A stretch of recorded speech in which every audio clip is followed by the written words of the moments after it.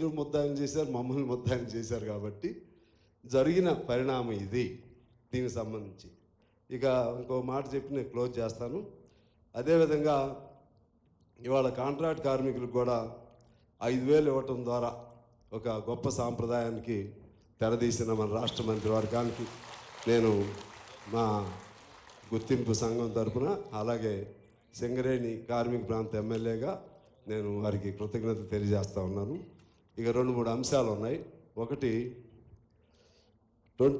GO number 22. ఆ మాట అంటే మా సిఎండి గారు నన్ను ఇట్లా అంటాడు, చెప్పొద్దు అంటాడు. జివో నెంబర్ 22 అది ఖచ్చితంగా మీరు అమలు చేస్తే 35,000 మందికి చాలా ఉపయోగదాయకంగా ఉంటుంది. అది ఎప్పుడో వచ్చింది, సెంట్రల్ గవర్నమెంట్ కూడా దానికి యాక్సెప్టెన్స్ ఇచ్చింది. మా ఠాకూర్ కూడా ఎప్పుడు నాతో చెప్పమంటూ ఉంటాడు. కొద్దిగా దయచేసి, అంటే వాళ్ళు మీకంటే పిల్లలు కాబట్టి మీతో చెప్పలేరు, వాళ్ళు చెప్పలేని నాతో చెప్పుకుంటూ ఉంటారు.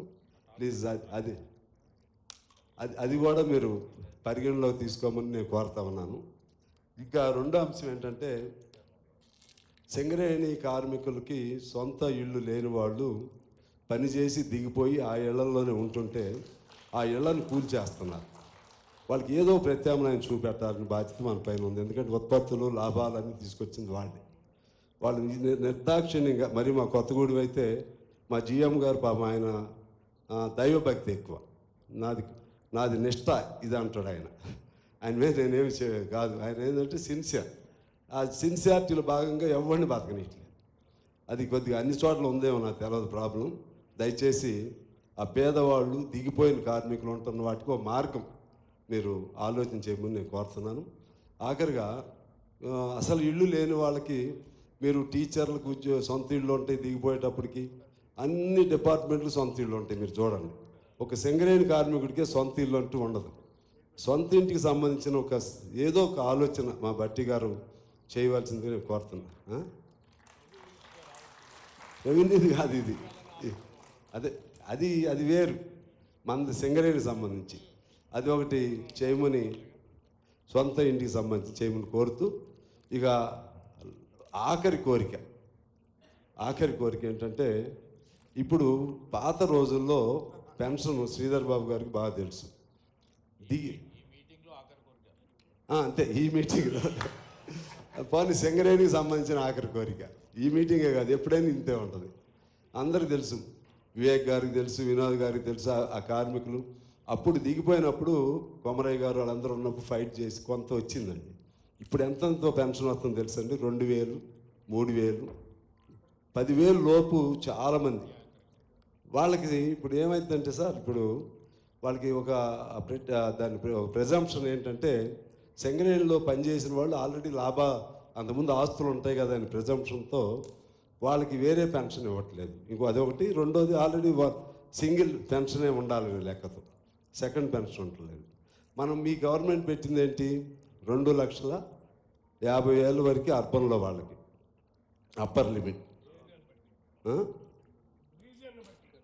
కాదు ఇది కాదు, గవర్నమెంట్ ఇచ్చే పెన్షన్స్ రూరల్లోనేమో 2 లక్షలు, ఇఫ్ ఐఎమ్ నాట్ రాంగ్, చేయవద్దు, అదే ఆసరా పెన్షన్. అర్బన్లోనూ 2.5 లక్షలు. కానీ వీళ్ళకి ఎంత వస్తుందో తెలుసు సార్? వీళ్ళకి నీకు 10,000 వచ్చినా సరే, ఇది సింగరేణి పెన్షన్ 10,000 వచ్చినా నీకు సంవత్సరంలో వచ్చేది 1,20,000. 15,000 వచ్చినా 2 లక్షల లోపే. అందువలన ఆ పెన్షన్ చాలకుండా ఇబ్బందులు పడుతున్నారు. కాబట్టి దానికో పాలసీ మీరు ఎలా చేస్తారనేది. మరి 2,000, 3,000 పెన్షన్లో ఉన్న సింగరేణి కార్మికులు రిటైర్డ్ చాలామంది ఉన్నారు. ఈ అంశం మీ దృష్టికి తీసుకొస్తూ వీటి మీద కూడా మీరు, ఎందుకంటే ఎనీవే బట్టి గారు, you have initiated a landmark decision. అదేంటంటే by providing 5,000 rupees to each contract worker. ఆ విధంగా అలాగే ఇవి కూడా కొద్దిగా మీరు మంచి ఆలోచన చేయమని కోరుతూ, ఇల్లెందులో ఇల్లెందు కనుమరుగైపోతుంది. బట్టి గారు ఒక్క మాట, అక్కడ ఈ ఓసీలో ఎక్స్టెన్షన్కి దానికి we don't need any further permission, only it is part of extension only. దానికి సంబంధించి మన గవర్నమెంట్ కంటే ముందు ఉన్న గవర్నమెంటు దాన్ని కూడా బొగ్గు ఎక్స్ట్రాక్షన్ కూడా ప్రైవేట్ వాళ్ళకి ఇచ్చేశారు. బొగ్గు ఎక్స్ట్రాక్షన్ ప్రైవేట్ వాళ్ళకి ఇచ్చేశారు ఓసీలో. ఇప్పుడు మన VK7 వస్తుంది, అక్కడ ఇవ్వాల. పాత గవర్నమెంట్ ఇచ్చారు, మీ నోటీసులో ఉందో లేదు. అది లేకపోతే ఇక ఇల్లందు క్లోజ్. మా కనకయ్య గారు కూడా తెలుసు, అది ఇల్లందు క్లోజ్ అయిపోయింది. అది మళ్ళీ మనకే. ఇప్పుడు దీనికి సెంట్రల్ గవర్నమెంట్ పర్మిషన్ అవసరం లేదు. కొత్త మైన్ అయితే సెంట్రల్ గవర్నమెంట్ది, ఇది పాతది కాబట్టి ఎక్స్టెన్షన్, కాబట్టి ఈ ఎక్స్టెన్షన్ ఆటోమేటిక్గా పాత దానిలోనే ఉంటుంది. కాబట్టి సింగరేణి కార్మికుల ద్వారానే కోల్ ఎక్స్ట్రాక్షన్ చేపిస్తే ఏమవుతుందంటే మళ్ళీ అక్కడ ఒక 1000 మంది కార్మికులు ఉంటారు, ఇండైరెక్ట్గా 1000-1500 మంది ఉంటారు. ఎందుకంటే సింగరేణికి పుట్టిల్లు ఇల్లుంది కాబట్టి అది కూడా దృష్టిలో పెట్టుకోమని కోరుతూ నాకు సమయం ఇచ్చినందుకు మీ అందరికీ హృదయపూర్వక నమస్కారాలతో సెలవు. Thank you.